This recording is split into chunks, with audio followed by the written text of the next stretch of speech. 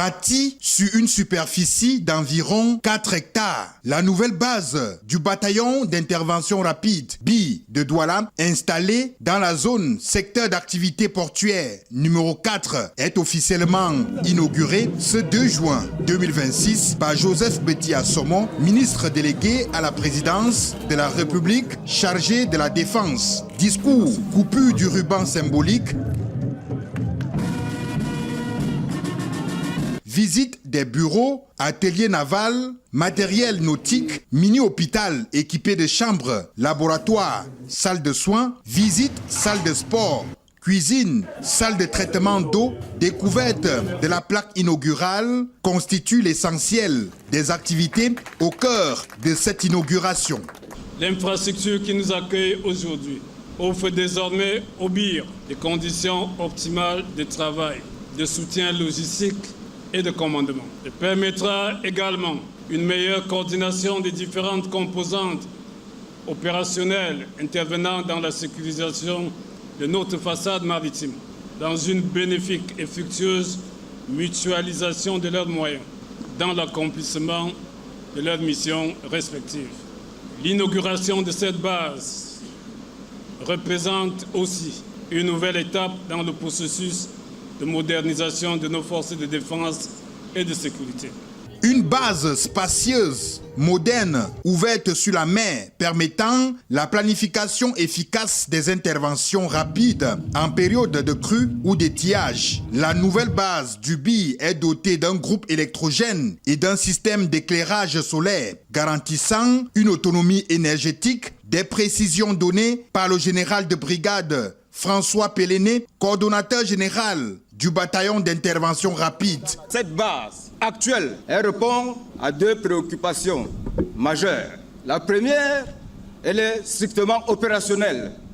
L'ensablement du quai de Lancé-Camp ne nous permettait plus d'intervenir efficacement sur le plan d'eau. Parce que lorsqu'il y a la marée basse, nous ne pouvons pas sortir nos embarcations à intervenir. Toutes les interventions se faisaient et la sécurisation de la bouée base et du chenal, rien qu'à partir de Manoka. Mais ici, en tout moment, le tirant d'eau est toujours bon. Nous pouvons sortir en mer 24 heures sur 24. En plus de cela, dans une vision prospective, nous nous sommes dit qu'il nous fallait avoir des pôles, des grands pôles de soutien. Cette base sera le pôle de soutien méridional. Monsieur le ministre, nous sommes conscients des défis qui nous attendent, surtout dans cette base. Le défi le plus important est de l'ordre de la maintenance.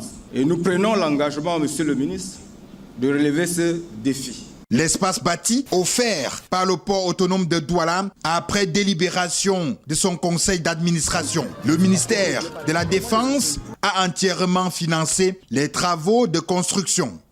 Mes remerciements particuliers et solennels